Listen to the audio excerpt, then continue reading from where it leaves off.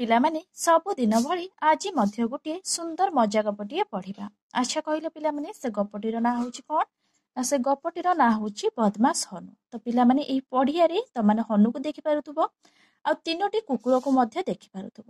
ଏଇ ଯୋଉ ହନୁଟି ଏଠି ବସିଛି ସେ କେତେକ ନିରୀହ ପଶୁକୁ ହଇରାଣ କରିବାରୁ ଏଇ ତିନୋଟି କୁକୁର ତାଙ୍କୁ କିପରି ଉଚିତ ଶିକ୍ଷା ଦେଲେ ଏ ହନୁକୁ, ତ ସେଇ ବିଷୟରେ ପିଲାମାନେ ଆଜି ଆମେ ପଢିବା। ତ ପିଲାମାନେ ତା ପୂର୍ବରୁ ତମାନେ ଯଦି ଏହି ଚ୍ୟାନେଲରେ ନୂଆ ଅଛ ତାହେଲେ ଜଲ୍ଦି ଜଲ୍ଦି ଚ୍ୟାନେଲଟିକୁ ପ୍ରଥମେ ସବସ୍କ୍ରାଇବ କରିଦିଅ, ତା ସହିତ ପାଖରେ ଥିବା ବେଲ୍ ଆଇକନକୁ ଦବାଇ ଦିଅ। ତ ପିଲାମାନେ ଯେତେବେଳେ ବି ମୁଁ ଏହିଭଳି ଭିଡ଼ିଓ ଅପଲୋଡ କରିବି ସଙ୍ଗେ ସଙ୍ଗେ ତମାନଙ୍କ ପାଖକୁ ନୋଟିଫିକେସନ ଚାଲିଯିବ ଆଉ ତମମାନେ ପ୍ରତ୍ୟେକ ଦିନ ଏଇଭଳି ଗୋଟେ ଲେଖାଏଁ ମଜା ଗପ ଶୁଣିପାରିବ।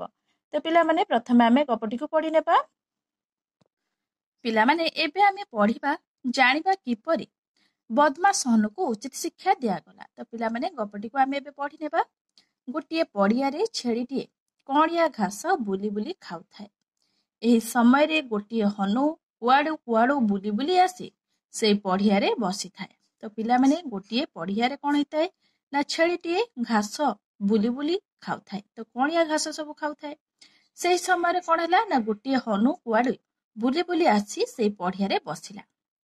ଛେଳିକୁ ଦେଖି ହନୁ କହିଲା, ହଇରେ ଛେଳି, ତୁ ଏଇ ପଡ଼ିଆରେ ବୁଲି ବୁଲି ବାଛି କଅଁଳିଆ ଘାସ କାହିଁକି ଖାଉଛୁ? ତତେ କ'ଣ ତୋ ମାଲିକ ଭଲ ଖାଇବାକୁ ଦେଉନି? ତ ପିଲାମାନେ ହନୁଟି କେତେ ବଦମାସ ଥିଲା।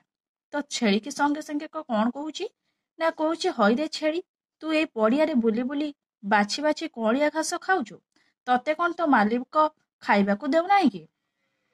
ଛେଳି କହିଲା, ତୁ ଆଉ ଜଣକ କଥାରେ କାହିଁକି ପଶୁଛୁ? ତ ପିଲାମାନେ ଛେଳି ବି ସେଇଠୁ ଉତ୍ତର ଦେଲା, ତୁ ଆଉ ଜଣକ କଥାରେ କାହିଁକି ପଶୁଛୁ? ମୁଁ ଖାଉଛି ନ ଖାଉଛି ତୋର କ'ଣ ଦରକାର? ତୁ ତୋ କଥା ବୁଝ।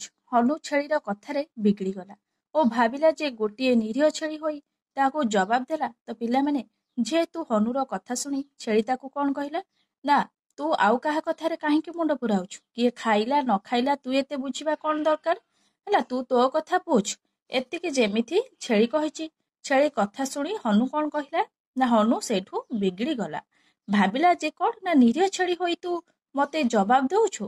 ଆଉ ସେଇଠୁ ସେ କ'ଣ କଲା ନା ଛେଳିକୁ କହିଲା, ଛେଳି ତୁ ମତେ ଜାଣିଛୁ? ତ ପିଲାମାନେ ହନୁ ସେଇଠୁ ରାଗି ଯାଇ ଛେଳିକି କହୁଛି, କ'ଣ ତୁ ମତେ ଜାଣିଛୁ?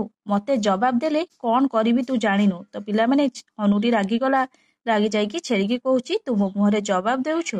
ମୁଁ କ'ଣ କରିବି ତୁ ଜାଣିନୁ? ମୁଁ ଇଚ୍ଛା କଲେ ତତେ ଏଇଠି ମାରିବି, ବୁଝିଲୁ? ତ ପିଲାମାନେ ହନୁଟି ସେଇଠୁ ମାରିବା ପାଇଁ ମଧ୍ୟ ଛେଳିକୁ ଧମକ ଦଉଛି। କହୁଛି କ'ଣ ନା, ମୁଁ ଇଚ୍ଛା କଲେ ତତେ ଏଇଠି ମାରିବି, ବୁଝିଲୁ? ଛେଳି କହିଲା, ହେ ହନୁ, ତୁ ମୋ ସହ କାହିଁକି ବାଦ ପକାଉଛୁ? ଛେଳିଟି ପିଲାମାନେ ନିରୀହ ଛେଳି ଥିଲା, ସେଥିପାଇଁ ସେ ହନୁକୁ କହୁଛି, କ'ଣ ନା, ଏ ହନୁ, ତୁ ମୋ ସହ କାହିଁକି ବାଦ ପକାଉଛୁ? ତୁ ତୋ ବାଟରେ ଯା, ମୁଁ ମୋ କଥା ବୁଝୁଛି।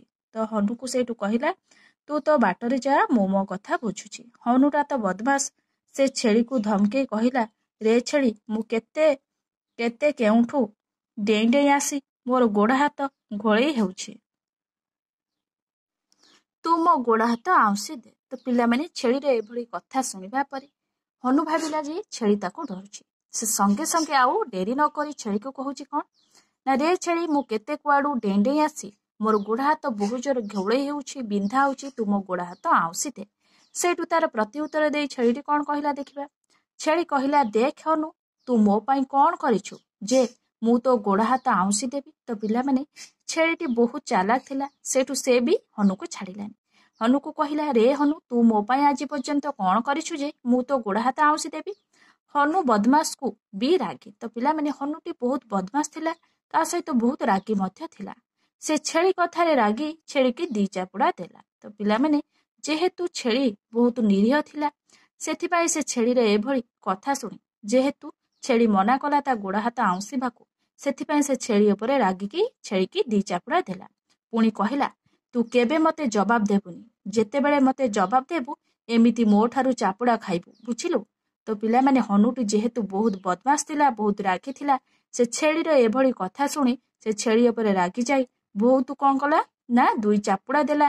ତା ସହିତ ପୁଣି କହିଲା, ତୁ କେବେ ମତେ ଜବାବ ଦେବୁନି। ଯେତେବେଳେ ମତେ ଜବାବ ଦେବୁ ଏମିତି ମୋ ଠାରୁ ଚାପୁଡ଼ା ଖାଇବୁ, ବୁଝିଲୁ?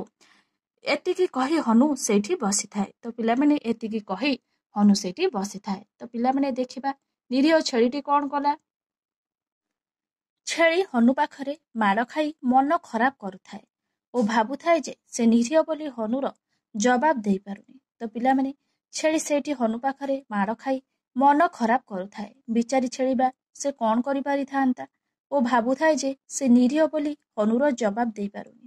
ତ ପିଲାମାନେ ହନୁ ତାକୁ ଚାପୁଡ଼ା ମାରିଲା, ତା ପ୍ରତିବଦଳରେ ସେ କିଛି ବି କରିପାରିଲାନି। ଯେହେତୁ ସେ ବହୁତ ନିରୀହ ଥିଲା, ହନୁଟି ବହୁତ ଚାଲାକ ଥିଲା। ଏହି ସମୟରେ ଗୋଟିଏ ବଳଦ ସେଇଠି ଘାସ ଚରିବାକୁ ଆସିଲା। ତ ପିଲାମାନେ ସେହି ସମୟରେ ଗୋଟିଏ ବଳଦ ସେଇ ପଡ଼ିଆକୁ ଘାସ ଚରିବାକୁ ଆସିଲା।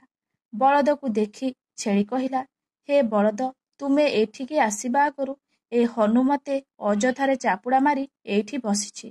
ତ ପିଲାମାନେ ଯେହେତୁ ସେ ବଳଦକୁ ଦେଖିଲା, ହେଲା, ବଳଦକୁ ଦେଖି ସେ ତାର ମନର କଥା କହିଲା। କହିଲା କଣ ନା, ହେ ବଳଦ, ତୁମେ ଏଇଠି ଆସିବା ଆଗରୁ ଏ ହନୁ ମତେ ଅଯଥାରେ ଚାପୁଡ଼ା ମାରି ଏଇଠି ବସିଛି। ତୁମେ କେତେ ବଡ଼ ଜୀବ, ତୁମେ ସେଇ ହନୁକୁ ମତେ ଦେଇଥିବା ଚାପୁଡ଼ାର ଜବାବ ଦିଅ। ତ ପିଲାମାନେ ଛେଳିଟି ବଳଦକୁ ଗୁହାରି କରି କହୁଛି କଣ ନା, ତୁମେ କେତେ ବଡ଼ ଜୀବ, ତୁମେ ସେ ହନୁକୁ ମତେ ଦେଇଥିବା ଚାପୁଡ଼ାର ଜବାବ ଦିଅ। ଏ କଥା ଶୁଣି ବଳଦ ମନ ଖରାପ କଲା। ତ ପିଲାମାନେ ଏ କଥା ଶୁଣିବା ପରେ, ଯେହେତୁ ଛେଳିଟିକୁ ନିରୀହ ଛେଳିଟିକୁ ମାଙ୍କଡ଼ ଚାପୁଡ଼ା ମାରିଛି, ଏ କଥା ଶୁଣିବା ପରେ ବଳଦଟି ମଧ୍ୟ ମନ ଖରାପ କଲା। ସେ ହନୁକୁ ଭୁସିବାକୁ ଗୋଡ଼ାଇଗଲା। ତ ପିଲାମାନେ ସେ ସଙ୍ଗେ ସଙ୍ଗେ ଡେରି ନ କରି କଣ କଲା ନା, ହନୁକୁ ଭୁସିବାକୁ ମଧ୍ୟ ଗୋଡ଼ାଇଗଲା। ସେଇ ପଡ଼ିଆରେ ହନୁ ଏପଟ ସେପଟ ହୋଇ ଚାଲିଥାଏ। ତ ପିଲାମାନେ ସେ ପଡ଼ିଆରେ କଣ କରୁଥାଏ, ଯେହେତୁ ବଳଦ ତାକୁ ଭୁସିବାକୁ ଗୋଡ଼େଇଗଲା, ସେ ହନୁ ଯେହେତୁ ବହୁତ ଚାଲାକ ଥିଲା, ସେ ପଡ଼ିଆରେ ହନୁ କଣ କଲା ନା, ଏପଟ ସେପଟ ହୋଇ ଚାଲିଥାଏ। ବଳଦ ତାକୁ ସେମିତି ଗୋଡ଼ଉଥାଏ।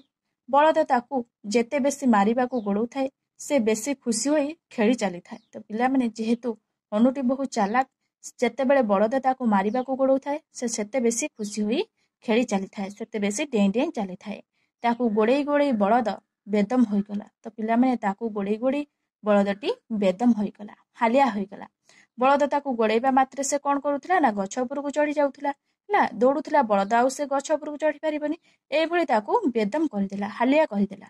ସେଇ ପଡ଼ିଆରେ ଦୌଡ଼ି ଦୌଡ଼ି ହନୁର ଜବାବ ବଳଦ ଦେଇପାରିଲାନି। ତ ପିଲାମାନେ ସେ ପଡ଼ିଆରେ ହନୁକୁ ବଳଦ ଗୋଡ଼େଇ ଗୋଡ଼େଇ ବଳଦ ହାଲିଆ ହୋଇଗଲା, ଯାହାଫଳରେ କଣ, ହନୁର ଜବାବ ବଳଦ ଦେଇପାରିଲାନି। ସେଇ ପଡ଼ିଆରେ ଥକି ପଡ଼ି ସେଇଠି ଟିକେ ଶୋଇଲା। ତ ପିଲାମାନେ ବଳଦଟି ଥକିଗଲା, ଆଉ ତାକୁ ଜବାବ ଦେଇପାରିଲା ନାହିଁ ନା, ସେ ପଡ଼ିଆରେ ସେ ଥକି ପଡ଼ି ସେଇଠି ଟିକେ ଶୋଇଲା। ତ ପିଲାମାନେ କିଏ ଶୋଇଲା ନା, ବଳଦଟି ଯେହେତୁ ଥକି ପଡ଼ିଲା ମାଙ୍କଡ଼ଟିକୁ ଗୋଡ଼େଇ ଗୋଡ଼େଇ, ସେଇଠୁ ସେ ପଡ଼ିଆରେ ଥକି ପଡ଼ି ଟିକେ କଣ ଶୋଇ ପଡ଼ିଲା। ତାପରେ ପିଲାମାନେ ଦେଖିବା କଣ ହେଲା। ବଳଦକୁ ଶୋଇବା ଦେଖି ହନୁ ତା ସହ ଖେଳିବାକୁ ପୁଣି ପାଖକୁ ଆସିଲା। ତ ପିଲାମାନେ ବଳଦକୁ ଶୋଇବାର ଦେଖି ହନୁ ପୁଣି କଣ କଲା ନା, ତା ସହ ପୁଣି ଖେଳିବାକୁ ଆସିଲା, ତା ପାଖକୁ ଆସିଲା। ତାର ବଦମାସି ଗୁଣ ଜଣାଇବା ପାଇଁ ବଳଦ ଉପରେ ଚଢ଼ି ବସିଗଲା। ତ ପିଲାମାନେ ଯେହେତୁ ବଳଦଟି ଥକି ଯାଇ ପଡ଼ିଆରେ ଶୋଇଥିଲା, ହନୁ ସେଇ ସମୟରେ ପୁଣି ତା ପାଖକୁ ଖେଳିବାକୁ ଆସିଲା, ପୁଣି ତାର ବଦମାସି ଗୁଣ ଦେଖାଇଲା, ଆଉ ପୁଣି ସେ ବଳଦ ଉପରେ ଯାଇ ବସି ପଡ଼ିଲା। ଏଥିରେ ବଳଦ ବେଶୀ ରାଗି ମାରିବା ପାଇଁ ଉଠି ପଡ଼ିଲା। ତ ପିଲାମାନେ ବଳଦ କଣ କଲା ନା, ପୁଣି ରାଗିଗଲା ହନୁ ଉପରେ, ଆଉ ତାକୁ ମାରିବା ପାଇଁ ସେ ଉଠି ପଡ଼ିଲା। ହେଲେ ହନୁ ଡେଇଁ ଡେଇଁ ବଳଦ ସହ ଖେଳି ଚାଲିଲା। ପୁଣି ପିଲାମାନେ ହନୁଟି କଣ କଲା ନା, ଡେଇଁ ଡେଇଁ ବଳଦ ସହ ଖେଳି ଚାଲିଲା। ବଳଦ ବେଶୀ ରାଗି ଯାଇ ହନୁକୁ ଗୋଡ଼ାଇଲା। ତ ପିଲାମାନେ ପୁଣି ବଳଦ ଆହୁରି ଜୋରରେ ରାଗିଗଲା, ରାଗି ଯାଇ ସେ ହନୁକୁ ଗୋଡ଼ାଇଲା।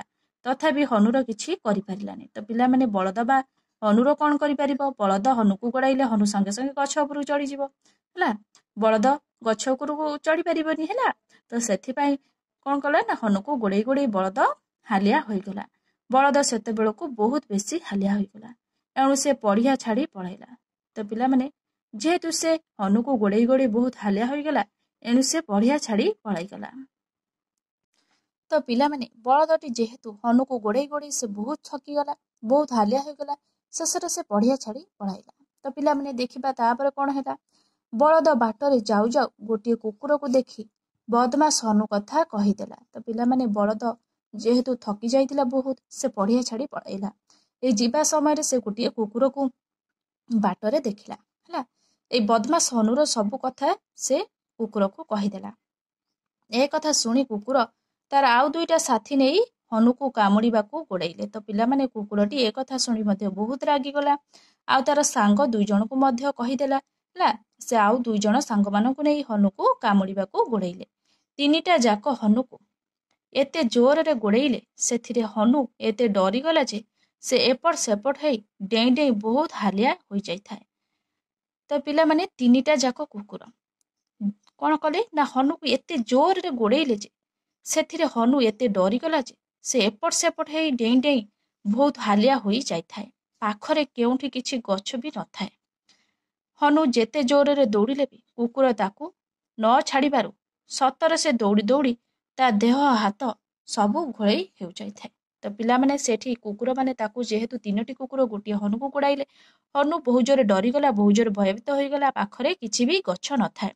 ହନୁ ଯେତେ ଜୋରରେ ଦୌଡ଼ିଲେ ବି କୁକୁର ତାକୁ ଛାଡ଼ିବାରୁ ସତରେ ସେ ଦୌଡ଼ି ଦୌଡ଼ି ତା ଦେହ ହାତ କ'ଣ ସବୁ ଘୋଳେଇ ହେଉଥାଏ। ତ ପିଲାମାନେ ଦେଖିବା ତାପରେ କ'ଣ ହେଲା, ସବୁ ଘୋଳେଇ ହେଉଥାଏ। ତ ପିଲାମାନେ ତା ଗୋଡ଼ ହାତ ସବୁ ଘୋଳେଇ ହେଉଥାଏ। ତଥାପି ସେ ଜୀବନ ବିକଳରେ ବହୁତ ଦୂରରେ ଥିବା ଗଛ ପାଖକୁ ଦୌଡ଼ି ଯାଇ ଗଛ ଉପରକୁ ଚଢ଼ିଗଲା। ତ ପିଲାମାନେ ଯେହେତୁ ତିନିଟା କୁକୁରକୁ ସେ ଗୋଟିଏ ମାତ୍ର ହନୁ, ସେ ତିନିଟା କୁକୁରକୁ ଦେଖି ବହୁ ଜୋରେ ଡରିଗଲା, ବହୁତ ଜୋରେ ହାଲିଆ ହୋଇଗଲା।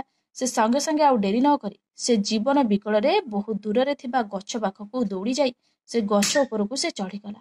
ହନୁ ଗଛକୁ ଚଢ଼ି ଯିବା ପରେ କୁକୁରଟିଏ ହନୁକୁ କହିଲା, ଦେଖିଲୁ ହନୁ। ତ ପିଲାମାନେ ହନୁ ଗଛକୁ ଚଢ଼ିଯିବା ପରେ ହନୁ ଗଛକୁ ଚଢ଼ିଯିବା ପରେ କୁକୁରଟିଏ ହନୁକୁ କହିଲା, ଦେଖିଲୁ ହନୁ, ବିନା ଦୋଷରେ ଜଣକୁ ମାରିଲୁ, ସେଥିପାଇଁ ତତେ ଗୋଡ଼େଇ ଗୋଡ଼େଇ ତୁ ଛେଳିକୁ ମାରିଥିବା ଚାପୁଡ଼ାର ଜବାବ ଆମେ ଦେଲୁ। ତ ପିଲାମାନେ ସେଇଠୁ ଯେହେତୁ ହନୁ ଗଛକୁ ଚଢ଼ିଯିବା ପରେ କୁକୁରଟିଏ ହନୁକୁ କ'ଣ କହିଲା ନା, ଦେଖିଲୁ ହନୁ, ବିନା ଦୋଷରେ ତୁ ଜଣକୁ ମାରିଲୁ, ସେଥିପାଇଁ ତତେ ଆମେ ଗୋଡ଼େଇ ଗୋଡ଼େଇ ତୁ ଛେଳିକୁ ମାରିଥିବା ଚାପୁଡ଼ାର ଜବାବ ଆମେ ତତେ ଦେଲୁ ହେଲା।